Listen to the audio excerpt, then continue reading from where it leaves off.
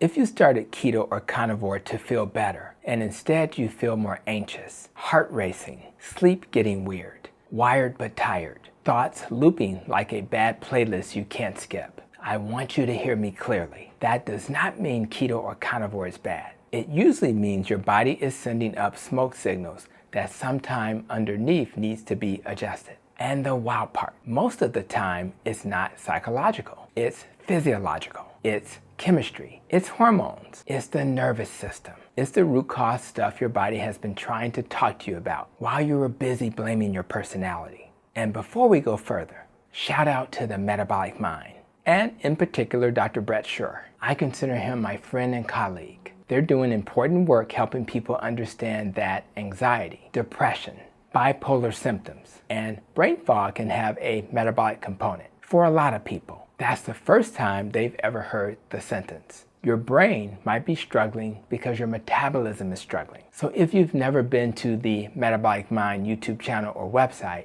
I'll be sure to pin both in the video comments. A website that anyone with mental health challenges should be visiting. Now let's talk about why some people feel anxious on keto or carnivore and what to do about it, especially if you're keto or you're carnivore curious, or you're already deep in the meat aisle like it's your second home. Because yes, I'll say it out loud, in many cases, carnivore can be one of the most powerful dietary tools for mental health. Not because it's magic, but because it's simple, anti-inflammatory, removes common triggers, stabilizes blood sugar, and gives the brain the raw materials it needs. But even with a powerful tool, if you swing it the wrong way, you can still hit your thumb. So let's fix the thumb. First mechanism, cortisol. Cortisol isn't bad. It's your survival hormone. It helps you wake up. It helps you focus. It helps you respond to stress. But if cortisol runs high or gets dysregulated, you can feel anxious, edgy, shaky, overstimulated, and panicky. Here's what happens on keto early on. Your insulin drops. That's good.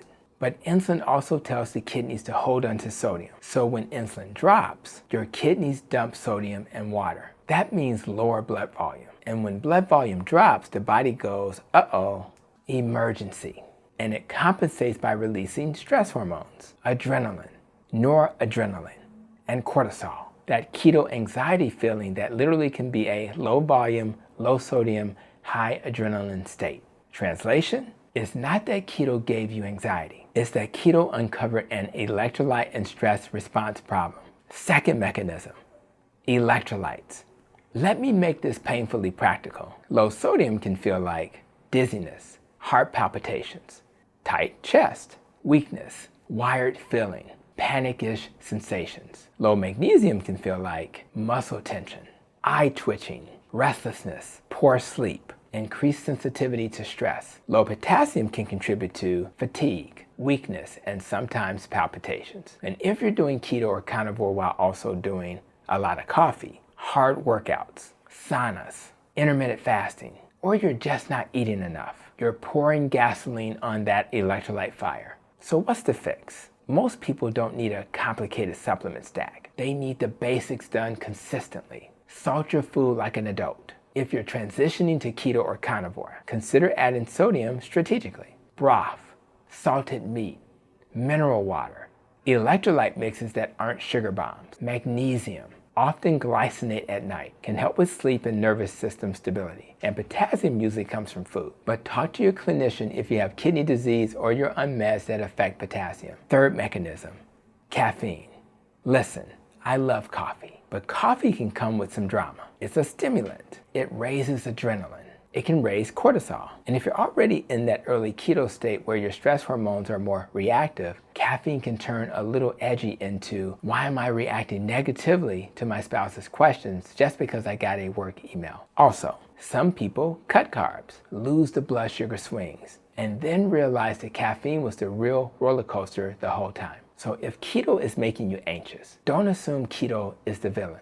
Ask, did I increase caffeine because I'm tired? Am I drinking caffeine on an empty stomach? Am I stacking coffee with fasting? Am I drinking caffeine late? Because sleep and caffeine are basically best friends with matching tattoos that say, let's ruin your nervous system together. Which brings us to the fourth mechanism, sleep debt.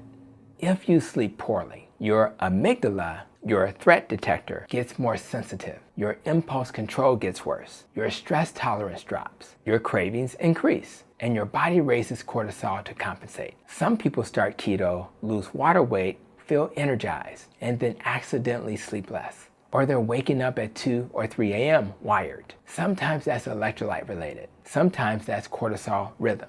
Sometimes it's under eating. Sometimes it's caffeine. Sometimes it's all the above in a trench coat pretending to be keto flu. So here's the rule. If your sleep is getting worse on keto, fix sleep first, because you can't outdiet a nervous system that thinks it's being chased.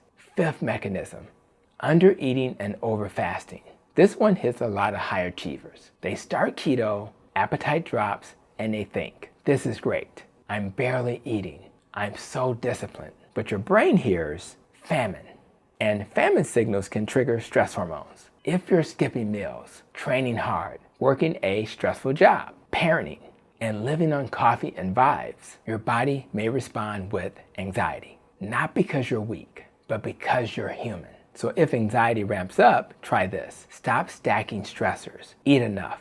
Prioritize protein. Add fat to satiety. Don't force fasting while your nervous system is screaming. The sixth mechanism, the transition period. Some people feel worse before they feel better. The brain is switching fuel systems. You're going from frequent glucose supply to more ketones and fatty acids. That adaptation can be bumpy, especially if you have a long history of insulin resistance, inflammation, trauma, chronic stress, or sleep deprivation. That doesn't mean you should push through no matter what. It means you should transition intelligently. And for some people, a slower carb reduction helps. For others, going cleaner and simpler helps. And this is where I'll say why I love carnivore for many mental health cases. Because it removes a lot of variables. No seed oils, no ultra-processed foods, no hidden sugars, no keto treats that keep the dopamine roller coaster alive, no food roulette, just real food, steady fuel, stable signals. And stability is what an anxious brain is craving.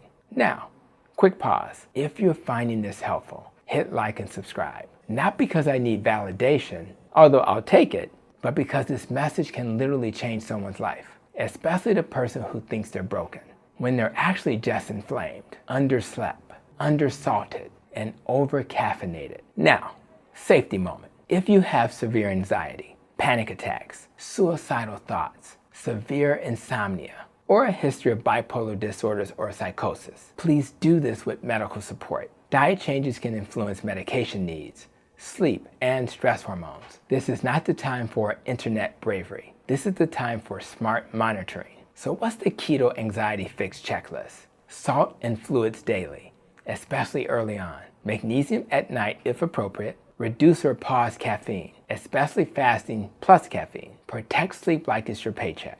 Stop stacking fasting, intense exercise, and life stress all at once. Eat enough protein and calories. Keep meals simple and consistent. And if you're a carnivore, don't be scared of eating more during adaptation. Your goal isn't to win the Hunger Games. Your goal is calm energy and a stable brain. And finally, zoom out with me. Anxiety is rarely just anxiety. It's often a signal. A nervous system stuck in fight or flight. Inflammation, blood sugar instability, nutrient depletion, sleep disruption, trauma patterns, relationship stress, toxic exposures. That's why I use my nest and rope lens, because your brain isn't separate from your body. Your brain is an organ that runs on chemistry. So don't confuse a fixable physiologic response with a hopeless identity. You are not hopeless. You are not broken. You might just be under-recovered and under-mineralized. And the good news, when you fix the signals, the symptoms often follow. So if you want more content like this, check out some of my other videos. Or even better, when it comes to mental health,